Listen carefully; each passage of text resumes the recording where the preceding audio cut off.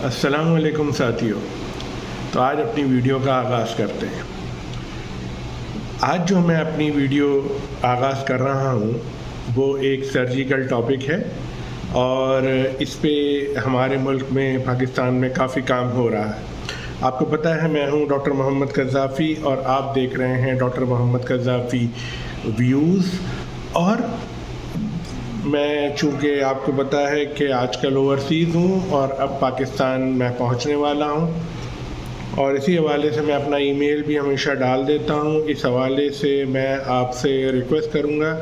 कि आप प्लीज़ हमें सपोर्ट करें और इस हवाले से जो भी आपकी राय हो, कोई सवालात हो, वो आप हमसे पूछ सकते हैं। इसके अलावा जो है सबसे बड़ी बात यह है कि चूँकि मैं एक स्पाइनल सर्जन हूँ और ऑपरेट करता हूँ, तो इसी हवाले से मैं एक टॉपिक को आप लोगों के आगे पेश कर रहा हूँ और वो है एंडोस्कोपिक स्पाइनल सर्जरी, जिसे हम मिनिमल इन्वेसिव स्पाइनल सर्जरी की एक वैरायटी में रख सकते हैं। एंडोस्कोपिक स्पाइनल सर्जरी जो ख़ास तौर पे रीढ़ की हड्डी के ऑपरेशंस होते हैं एंडोस्कोपी की मदद से, यानी उसमें बड़ा ऑपरेशन करने की ज़रूरत नहीं होती है, बल्कि उसमें एक ट्यूब की मदद से हम छोटा सा एक होल बनाते हैं स्किन के ऊपर, कमर पर या गर्दन पर, और दोनों सर्जरी ये की जाती हैं। कमर पर भी की जाती है, गर्दन पर भी की जाती है। और ये जो दोनों सर्जरीज़ हैं इसको जब करते हैं तो इसमें ये चूँकि डॉक्टर स्पेसिफ़िक भी होती है और पेशेंट स्पेसिफ़िक भी होती है। अब ये जो डॉक्टर स्पेसिफ़िक और पेशेंट स्पेसिफ़िक का मतलब क्या होता है? डॉक्टर स्पेसिफ़िक का मतलब ये होता है कि इसमें हर डॉक्टर टू डॉक्टर एक्सपीरियंस मुख्तलिफ होता है। कोई डॉक्टर जो होता है उसका अपना एक विज़न होता है कि मैंने जो है रीढ़ की हड्डी के सिर्फ कमर के निचले हिस्से के ही ऑपरेशन करने हैं एंडोस्कोपी की मदद से। कुछ लोग होते हैं जो कि बोलते हैं नहीं, हमें जहाँ मौका मिलेगा रीढ़ की हड्डी का कोई भी हिस्सा हो, कोई भी पहलू हो, कोई भी मकाम हो, वो उसे ऑपरेशन करने के लिए एकदम से तैयार रहते हैं और उनका इरादा इसी में रहता है कि वो बेहतर से बेहतर ऑपरेशन जिस भी रीढ़ की हड्डी के मकाम का कर सकते हैं वो करते हैं।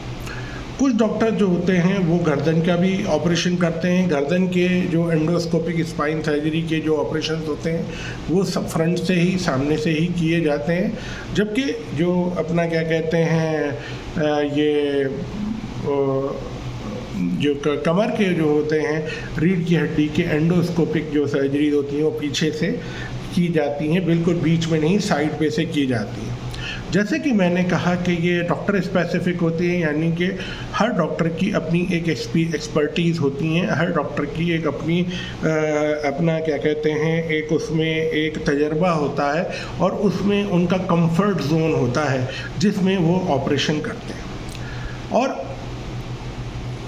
वो जो डॉक्टर चाहते हैं, मैंने जो कम से कम देखा है डॉक्टरों को, वो निचले के दो हिस्से रीढ़ की हड्डी है, ख़ास तौर पे L4-5 और L5-S1, बहुत ज़्यादा हुआ तो L3-4 पर ऑपरेट करते हैं। और कुछ डॉक्टर तो इतने ज़्यादा मतलब यानी कि स्पेसिफिक होते हैं, वो सिर्फ L4-5 पे ही ऑपरेट करते हैं और ज़्यादा ज़्यादा L5-S1 पे ऑपरेट करते हैं।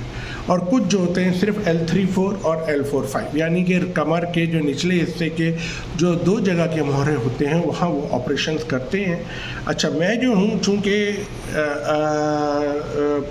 मेरी स्पेसिफिकेशन के हिसाब से मैं गर्दन पे भी करता हूँ और कमर पे भी करता हूँ,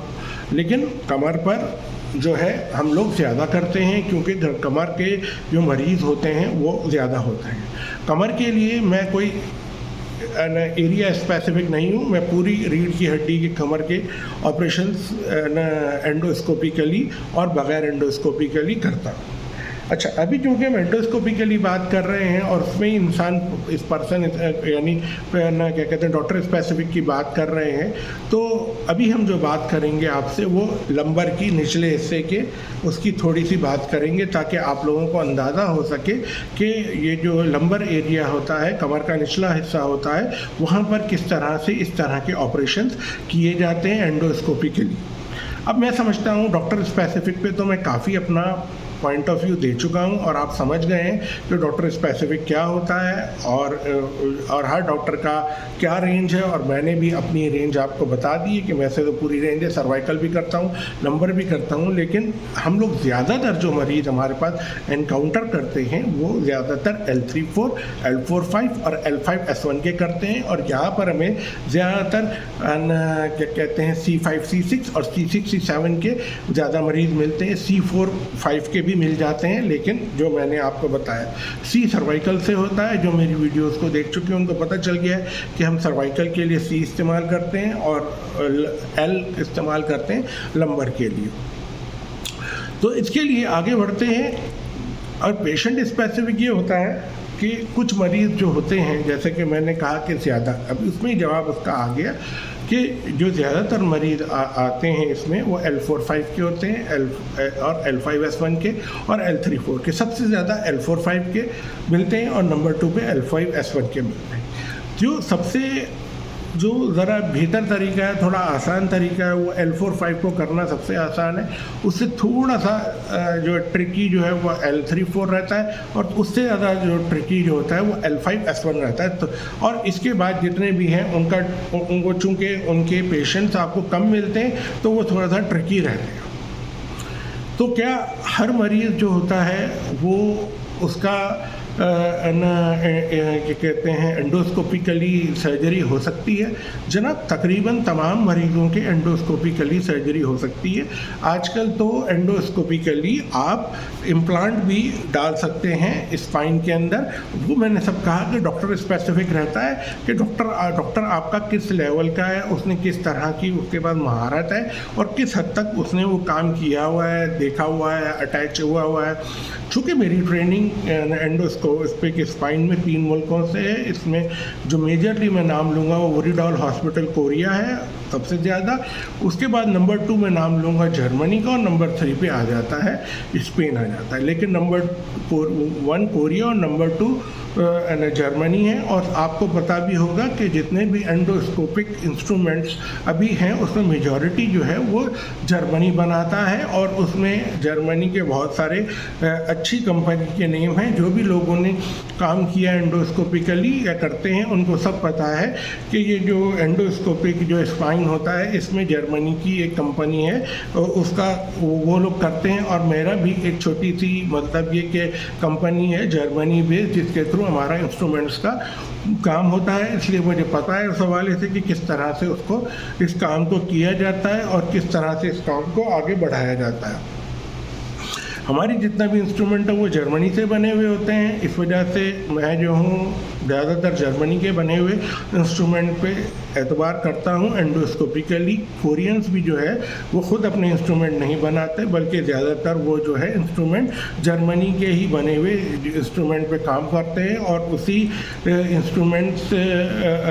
पे उनकी सारी की सारी ट्रेनिंग है। आगे बढ़ते हैं इसके लिए कि मैंने जैसे कहा कि आपको पेशेंट स्पेसिफिक होने से मुराद ये होता है कि एंडोस्कोपिक स्पाइन सर्जरी हर तरह के मरीज़ की हो सकती है। वो डिपेंड करता है आपका डॉक्टर कितना ज़्यादा एक्सपर्ट है और आपके मरीज़ का प्रॉब्लम को वो किस हद तक समझता है। लेकिन जैसे मैंने आपको कॉमन एरियाज बताए थे, नंबर 4-5 जो है वो सबसे कॉमन होता है, इसी तरह से नंबर 4-5 में डिस्क का साइज भी सबसे इम्पॉर्टेंट रहता है। अगर उसमें ये होता है 2 तरीके से आप एंडोस्कोपिक स्पाइन सर्जरी करते हैं। कुछ लोग ये होते हैं कि वो डिस्क के अंदर दाखिल हो जाते हैं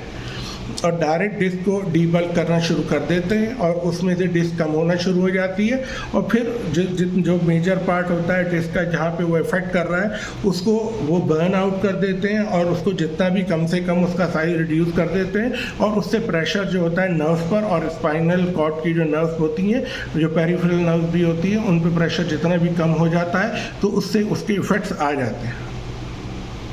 दूसरा तरीका ये होता है कि वो डिस्क के अंदर दाखिल नहीं होते बल्कि डिस्क के बाहरी सतह पर रहते हैं और वो देखते हैं कि अगर कोई फ्रैगमेंट जो है वो डिस्क में से निकल रहा है या डिस्क में से बाहर आ रहा है तो उस फ्रैगमेंट को निकाल लेते हैं और जैसे ही वो फ्रैगमेंट को डिस्क से निकाल लेते हैं तो फिर उसको निकाल के आसान हो जाता है उसको ऑपरेट करना और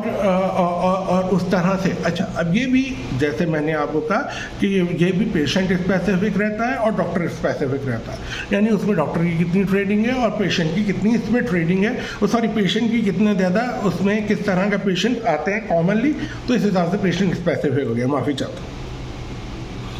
इसी के साथ साथ जो है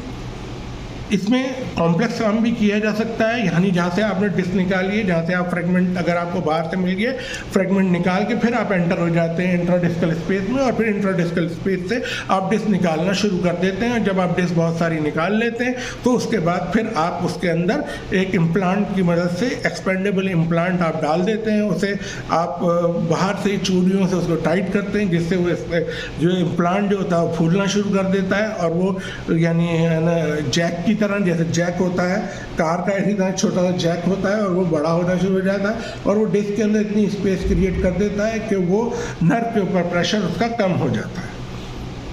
तो चूँकि आज का टॉपिक इस हवाले से था कि आपको इंट्रोडक्शन कराया जाए एंडोस्कोपिक स्पाइन सर्जरी से, और एंडोस्कोपिक स्पाइन सर्जरी पाकिस्तान में होती है कि नहीं उस हवाले से, और हम करते हैं कि नहीं उस हवाले से। अगर आपको हमारी वीडियो पसंद आई हो तो प्लीज़ हमें सपोर्ट कीजिए और लाइक कीजिए और शेयर ज़रूर कर दिया करें, इससे जितनी भी इंफॉर्मेशन होती है वो मैक्सिमम लोगों तक पहुँच जाती है। तो जनाब बहुत शुक्रिया आपने हमारे अटेंशन देने का। इसी तरह से हम रोज़ बरोज़ या जब भी मौका मिलेगा हम वीडियोस डालते रहेंगे। Thank you so much, fee Aman Allah.